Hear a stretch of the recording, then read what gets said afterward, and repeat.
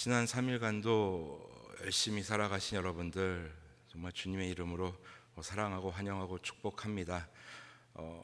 정부에서는 2단계로 완화시키긴 했지만 그것이 그렇게 피부로 와닿지 않는 요즘입니다. 계속해서 이 오래된 이 바이러스의 시대를 살아감으로 인해서 이 거리두기는 어느덧 우리에게 일상화가 되었고 모이는 것이 금지되고 또 우리의 일상이 달라졌고 삶의 그 반경이 점점 좁아지고 있습니다. 그리고 더 슬픈 것은 이렇게 교회에서 비대면으로 예배하는 것이 더 익숙해져가는 그러한 것을 느낄 때 참 많이 슬프기도 합니다. 하지만 우리는 이 코로나를 이기기 위해서 살아가는 성도들입니다. 이 시국에 굴복하여서 위축된 삶을 살아가는 것이 아니라 이 시기를 하나님의 말씀으로 하나님의 지혜로 잘 이겨내고 또 그리고 그것을 세상에게 보이기 위해서 우리는 지금 이 시대를 살아간다고 저는 확신합니다. 또한 어려움에 당한 많은 백성들 또 성도님들이 계실 줄 압니다. 정말 하나님의 은혜와 그 위로가 충만하시기를 간절히 소원합니다. 그리고 이 시기가 하나님을 떠나는 시기가 아니라 하나님과 더욱더 가까워지는 시간이 되었으면 좋겠습니다. 그동안 하나님을 향하여 하나님의 말씀을 듣기보다는 나의 소리를 하나님께 내가며 살아왔던 그런 지난 우리의 시간이었다면 이 시기에는 우리가 하나님께 뭐라 그럴까요? 발언권을 드릴 수 있는 그러한 시간이 되었으면 좋겠습니다. 그래서 우리가 그 하나님과 함께 이 시기를 같이 이겨내고 또 온 성도가 한 마음으로 한 믿음으로 이겨내고 또 이 시기를 웃으면서 추억할 수 있는 그 날이 하루속히 오기를 간절히 소망합니다. 바울은 참 고린도 교회 성도들을 진심으로 사랑했습니다. 고린도 교회 성도들과 오해가 생겼을 때 그래 뭐 니네는 니네 인생이고 나는 내 인생 가련다 이렇게 외면한 것이 아니라 그들에게 이제 편지로서 이제 바울의 마음을 간곡하게 적지요. 때로는 애원도 하고 때로는 꾸짖기도 하고 때로는 바보같이 자기 자랑도 해가면서 또 이 고린도 교회 성도들과 다시 이 관계를 회복하려고 합니다. 애쓰는 바울의 모습을 우리가 고린도후서를 통해서 이제 볼 수 있었습니다. 바울이 고린도 교회 성도들과 다시 관계를 회복하려는 것은 그 바울과 성도들 간의 관계뿐만 아니라 성도들과 하나님과의 관계를 회복시키기 위한 바울의 또한 노력이었습니다. 왜냐하면 하나님께서 고린도 교회 성도들을 포기하지 않으셨기에 바울 역시 그들을 포기할 수가 없었습니다. 그래서 다른 복음의 길이 열렸음에도 불구하고 그럼에도 불구하고 고린도 교회에 돌아가려는 그 이유, 바로 하나님의 마음이 그곳에 있었기 때문입니다. 그래서 바울의 입장에서는 고린도 교회 성도들이 하나님과 올바른 관계를 맺을 수만 있다면 바울은 그런 삶을 살진 않았지만 어리석게도 자기 자신의 어떤 그 자랑도 고린도 교회 성도들에게 자랑도 할 수 있었던 것입니다. 쉽게 말해서 나는 이런 업적을 세웠고 이렇게 살아왔다. 그런 얘기를 고린도 교회 성도들에게 좀 어리석지만 했던 것입니다. 그것을 그렇게 바울이 자기 자신의 자랑을 했던 이유는 자기의 어떤 그런 의나 자신의 업적을 뽐내기 위함이 아닌 하나님은 이런 분이시다. 나에게 역사하시고 나에게 은혜를 주신 이 하나님이 바로 여러분들에게도 동일한 은혜를 주실 것이고 더 큰 은혜를 주실 것이라는 그런 확신과 믿음이 있었기에 바울은 고린도 교회 성도들을 향하여 자기 자신의 이야기도 서슴없이 했던 것입니다. 그리고 고린도후서를 이제 마무리 지으면서 바울은 이제 간곡한 마음을 그들에게 이제 나타내는 것이죠. 물론 이제 그들을 향해서 이제 갈 거긴 하지만 그러나 편지를 먼저 보냄으로써 그들이 다시 한번 신앙을 잘 추스릴 수 있도록 돕는 역할을 해야 했기에 바울은 이제 편지의 중반부에 이제 진짜 하고 싶었던 얘기 그리고 고린도 교회 성도들이 이제부터 어떻게 해야 하는지에 대한 그런 신앙적 충고를 이제 해주는 그 장에 접어들었습니다. 그리고 하나님께서 여러분들을 어떻게 사랑하시는지에 대한 그러한 이야기들을 좀 더 구체적으로 이제 서술해 나갑니다. 자, 오늘 본문 2절 한번 보십시오. 바울이 이제 고린도 교회 성도들을 어떻게 생각하는지 이제 얘기하는 건데, 어떤 마음으로 그들을 대하는지 한번 보십시오. 내가 하나님의 열심으로 너희를 위하여 열심을 내노니. 우리는 이런 얘기를 많이 하죠. 최선을 다했습니다. 열심히 했습니다. 그런데 구체적으로 어떻게 열심히 했는지, 어떻게 최선을 다했는지, 그러한 질문에는 이제 벙어리가 되기 일쑤입니다. 근데 바울은 이야기하죠. 내가 너희들 위하여 열심을 낼 것이고, 열심을 내왔고 낼 것이고 앞으로도 그렇게 할 것이다. 그런데 바울의 이 열심은, 고린도 교회 성도들을 향한 열심은 하나님의 열심이다라고 이야기하고 있습니다. 그런데 이것을 좀 더 원어로 살펴보면은 하나님의 질투하심으로라는 의미라고 합니다. 하나님의 질투하심. 굳이 말한다면 거룩한 질투가 될까요? 이 질투라는 단어는 우리가 살아가면서 우리 일상생활에서 긍정적인 의미보다는 약간 부정적인 의미, 약간 집착의 의미로 우리가 받아들이기 쉬운데, 여러분 결코 그렇지 않습니다. 하나님은 이미 구약에서, 그것도 출애굽기에서 다 자신은 이러한 하나님이라고 이렇게 우리에게 천명하신 바 있습니다. 자, 출애굽기 34장 14절입니다. 너는 다른 신에게 절하지 말라. 여호와는 질투라. 이름하는 질투의 하나님임이라. 자, 질투하시는 하나님이라고 이미 우리에게 말씀하신 바 있습니다. 그렇다면 하나님의 질투는 무엇일까요? 하나님의 질투, 곧 하나님의 열심입니다. 자, 이런 것 아니겠습니까? 당신께서 택하시고 당신께서 사랑하시는 이 백성을 이방 신에게 빼앗기지 않으려는 하나님의 열심, 당신의 백성이 하나님을 대적하거나 하나님을 떠나려는 것을 막기 위한 하나님의 열심, 당신의 백성들이 혹여나 한눈 팔까, 저 세상을 향해 나아갈까, 공중 권세 잡은 그 악의 세력에게 갈까 노심초사하시며 당신의 백성들을 보호하시는 하나님의 열심. 여러분, 이러한 하나님의 열심이, 하나님의 질투가, 하나님의 집착이 여러분 부담스러우십니까? 하나님 너무 질투하지 마세요. 하나님 너무 집착하지 마세요. 좀 저에게 자유를 좀 주세요. 자, 그렇게 된다면 우리는 어떻게 되겠습니까? 우리 인간은 로마서에 나와 있는 것처럼 모든 것이 썩은 죄인입니다. 죽음을 향해 달려가는 죄인일 수밖에 없는 우리가 하나님으로부터 만약에 자유를 얻었습니다. 하나님이 우리를 질투하지 않아 주십니다. 하나님이 우리에게 집착하지 아니하십니다. 그럼 우리는 어떻게 되겠습니까? 저 사망을 향해서, 죽음을 향해서, 공동묘지를 향해서 달려갈 수밖에 없는 불쌍한 존재가 될 수밖에 없습니다.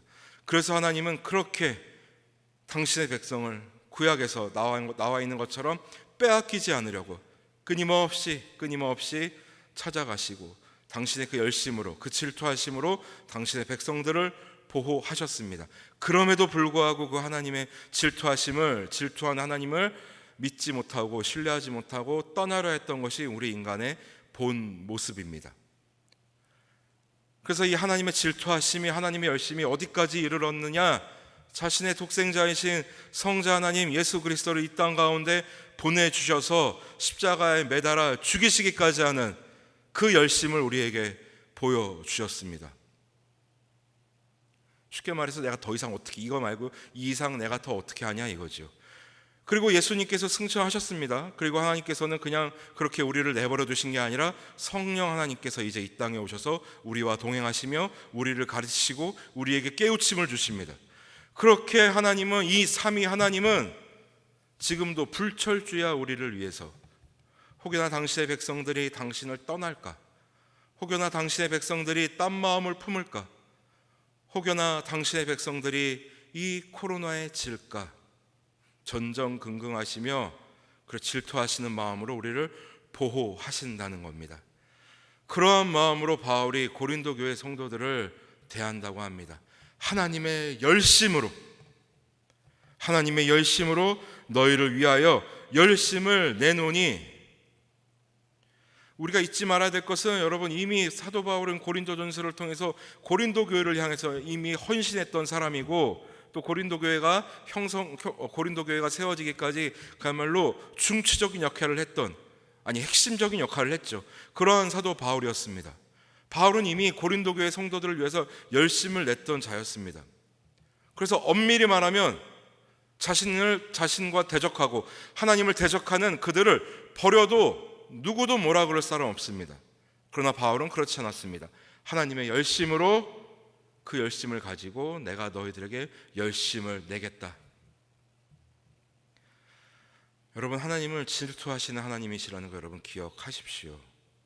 우리를 보호하시기 위해서, 우리를 끝까지 당시의 나라로 인도하시기 위해서 끝없이 우리를 보호하시고 또한 집착하신다는 거 여러분들 꼭 기억해 주셨으면 좋겠습니다. 그리고 그 하나님의 집착이 복이라는 것을 우리가 잊지 않았으면 좋겠습니다. 자, 그래서 이 하나님의 열심으로 그들을 어떻게 대한다고 합니다. 내가 너희를 정결한 처녀로 한 남편인 그리스도께 드리려고 중매함이로다.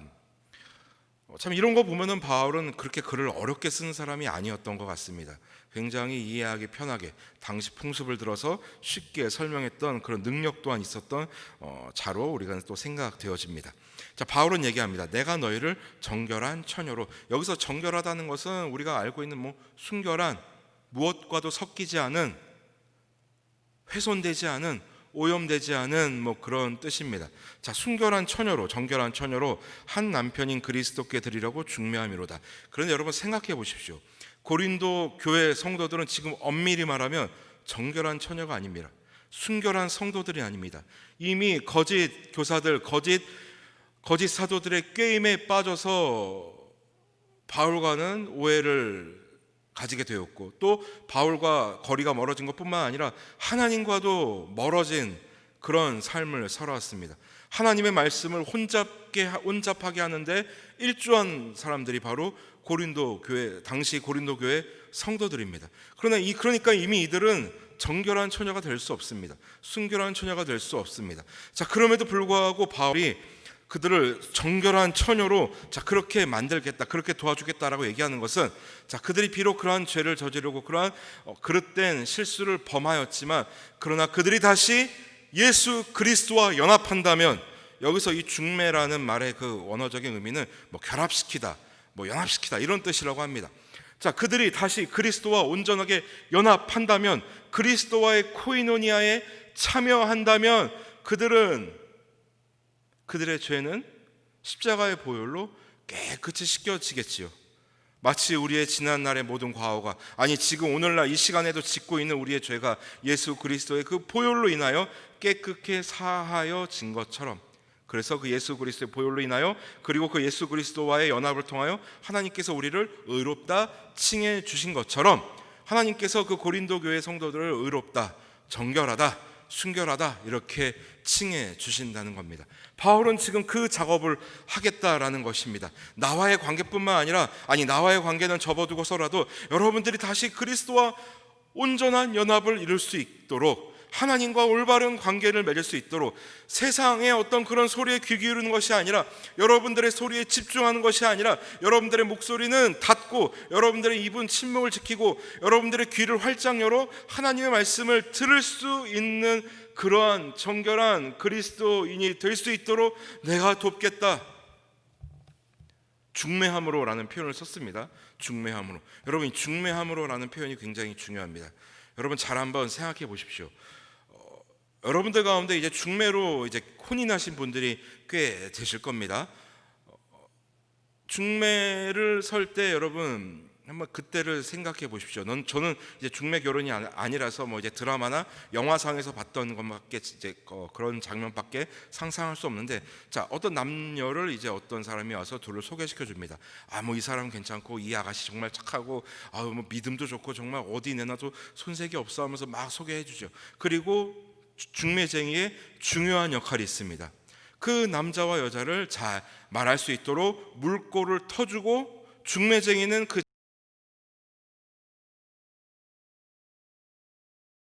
떠나야 됩니다. 근데 중요한 것은 책임 없이 그냥 대충 만나게 해주고 떠나게 하는 게 아니라, 잘 소개시켜주고 그들의 어떤 공통 분모를 찾을 수 있도록 도와주고, 그들이 서로 말을 대화를 나눌 수 있을 정도로의 그런 환경을 만들어주고 중매쟁이는 떠나야 합니다. 이제 그 둘이 잘 만남을 가질 수 있도록 돕는 역할, 그게 중매쟁이의 역할이죠. 바울의 역할이 바로 그것입니다.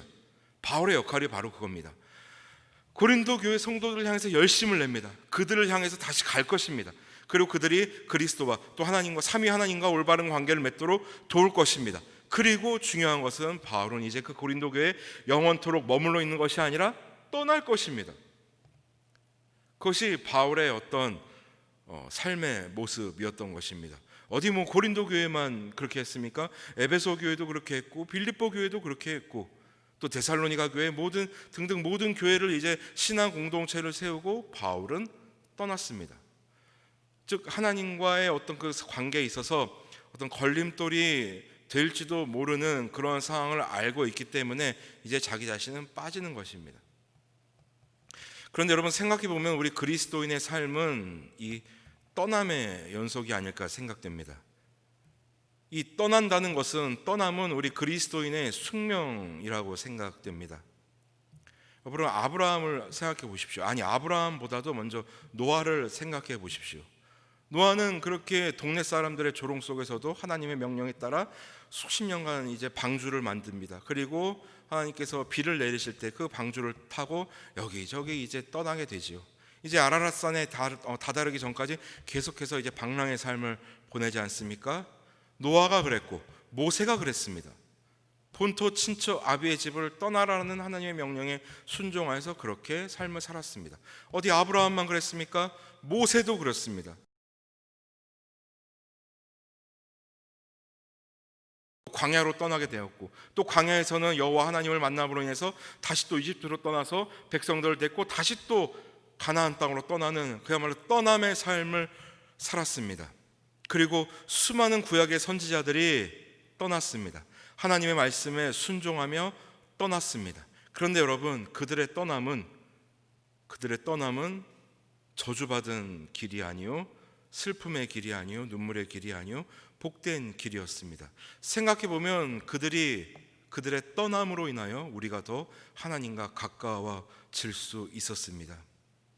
그들이 가정을 버리고 자기 고향을 버리고 정든 곳을 버리고 하나님 말씀 그거 하나 붙잡고 떠남으로 인하여 참 역설적이게도 우리는 오늘 살아가는 우리 그리스도인들은 하나님과 더욱더 가까워질 수 있게 되었습니다. 바울도 역시 그의 삶에 있어서 떠남이 그에게는 숙명이었던 것입니다. 그래서 이 떠남에 대해서 우리가 무엇으로부터 떠나야 되고 무엇으로부터 떠나지 말아야 되는 것을 바울은 분명하게 설명해 줍니다. 3절 보십시오. 바울이 굉장히 지금 고민하는 것 그리고 걱정하는 것이 있습니다. 자, 뱀이 그 간교한 괴계로 하와를 미혹한 것 같이, 여기서 미혹하다는 의미는 속인다라는 의미입니다. 너희 마음이 그리스도를 향하는 진실함과 깨끗함에서 떠나.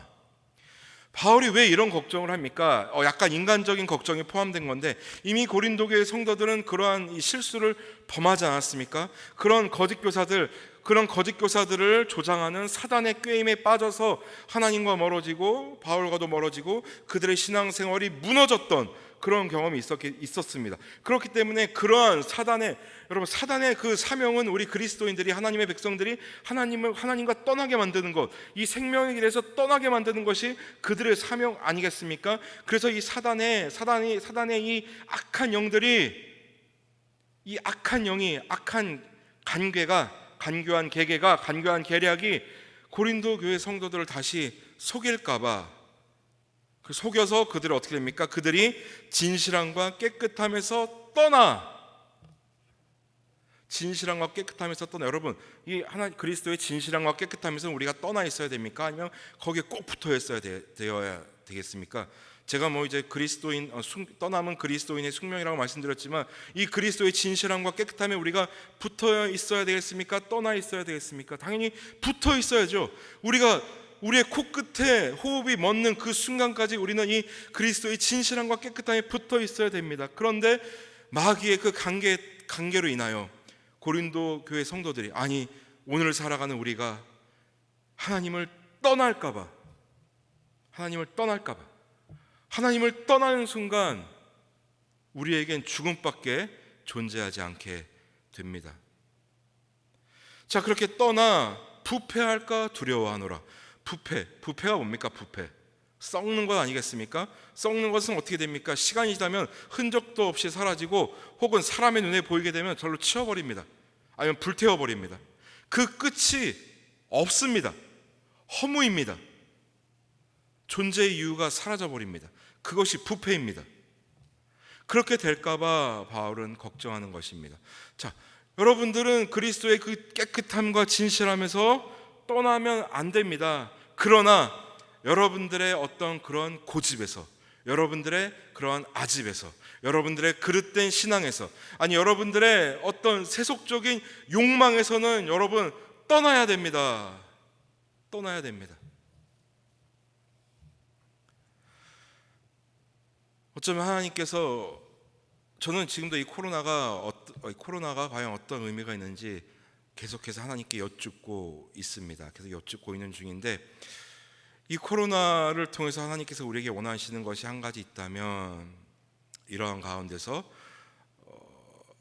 먼저 이 코로나의 유익이라고 해야 될까요? 참 유익이라고 하기 뭐한데, 이 코로나가 우리 성도들에게 주는 어떤 생각할 거리는 우리에게 분명히 던져 주었습니다. 바로 우리 믿음의, 우리 신앙의 민낯을 드러내게 하셨다라는 것입니다. 그것은 어려운 상황이 닥쳤을 때, 곤란한 상황에 닥쳤을 때, 그때 우리는 과연 그리스도인으로서 생명을 고백하며 살아갈 수 있는가? 어떠한 상황 속에서도 우리가 지금껏 예배하고 믿어왔던 것처럼 흔들림 없이 살아갈 수 있는가? 이 모습을 지금 이 시대에 우리는 어려운 시대를 살고 있지만, 모임이 금지된 시대를 살아가고 있지만, 그리고 사회적 거리두기, 이 거리두기의 삶을 살아가고 있지만, 우리의 일상이 멈춰버리고 삶이 일주일 단위로 변하고 있지만, 그러나 이러한 가운데서도 우리가 하나님을 떠나지 않는 모습을 하나님께서 우리에게 원하시는 것은 아닐까 생각합니다. 이것 어디까지나 개인적인 생각입니다. 과연 이러할 때 우리가 무엇으로부터 떠나야 될지, 그리고 누구를 떠나지 말아야 될지, 여러분, 우리가 더욱더 우리의 삶을 다해서 결정할 때가 아닌가 생각이 되어집니다. 저도 정부가 이렇게 어떤 교회 예배를 제재하고 제한을 둘지는 몰랐습니다. 어디 저만 몰랐겠습니까? 여러분들 모두도 생각하지 못하셨을 것입니다. 그리고 지금 사회에서는 여러 가지 일들이 벌어지고 있습니다. 여러분, 이런 때 우리가 흔들리지 않고 올바른 분별력을 가지려면 어떻게 해야 되겠습니까? 지금까지 믿어오고 기도했지만 소용없네 이러면서 하나님을 떠나시겠습니까? 아니면은 하나님께서 우리를 당신의 백성으로 부르신 그 계획과 섭리를 인정하며 더욱더 굳세게 하나님을 꼭 붙잡고 하나님께 매달려 있어야 되겠습니까? 선택은 여러분들이 하십시오. 오히려 우리가 이러한 때에 하나님을 더욱더 떠나지 말아야 되는 것 아닌가, 그런 생각을 해봅니다. 비록 우리가 모이지는 못하고 비대면 예배를 드리고 있지만, 우리의 몸에, 우리의 행동에는 제약이 생기지만, 그러나 우리의 이 마음속에 진실된 믿음과 신앙과 예배자로서의 자세를 다시 한번 완전히 되짚어보고 되새겨보고 한번 점검하고 검토해보고, 그리고 다시 한번 하나님 앞에 간절히 매달리는 것, 이것이 오늘을 살아가는 우리에게 가장 필요한 자세가 아닐까 생각됩니다. 그러므로 사랑하고 존경하는 우리 성도 여러분, 분명한 것은 사단은 이 코로나를 이용해서 우리에게 접근할 것입니다. 사단은 여러분들 참 지혜롭습니다. 그래서 우리가 생각지도 못한 방법으로 이 코로나를 이용하여 우리에게 다가올 것입니다. 그리고 우리에게 종용하겠지요. 그냥 편하게 살아. 하지만 여러분, 그런 때 우리가 어떠한 결정을 해야 되겠습니까? 사단의 그 간교한 계략 앞에서 여러분 하나님을 떠나시겠습니까? 바라기는 너무나 교과서적인 말씀이라서 죄송합니다만, 여러분 하나님을 떠나지 않으시길 간절히 소망합니다. 삼위 하나님을 붙잡으시길 바랍니다. 지금도 우리를 위해서 일하시고 질투하시고 우리를 위해서 지금도 살아 역사하시는 그 삼위 하나님을 결코 떠나지 않으시길 바랍니다. 세상을 창조하시고 우리를 위해서 이 땅 가운데 오시고, 그리고 지금도 우리와 동행하시며 우리를 가르치시고 생각나게 하시는 그 하나님의 열심을 생각하며 우리도 열심을 내기를 소망합니다. 하나님은 우리를 지어놓고 나 몰라라 저 멀리서 바라보고 계신 분이 아닙니다. 우리를 지어놓으시고 그 우리와 함께 동행하시고 싶으셔서 우리와 함께 하심이 기쁨이시기 때문에 그 삼위 하나님께서 우리와 함께 한다는 것, 우리를 위해서 열심히 일하신다는 것, 열심을 내신다는 것 여러분 잊지 않으시고 그 하나님을 떠나시지 않기를 소망합니다. 우리가 그러한 삶을 살 때 하나님께서는 더욱더 말할 수 없는 정결함과 생명으로 우리에게 보답해 주실 것입니다. 그 하나님 붙잡고 그 하나님 곁에 꼭 붙어서서 다시 한번 힘을 내고 또 하나님의 위로 속에서 다시 한번 하나님의 평강을 느끼며 이 시대를 살아갈 수 있는 그런 용기 있는 믿음의 백성들이 되시기를 주님의 이름으로 소원합니다.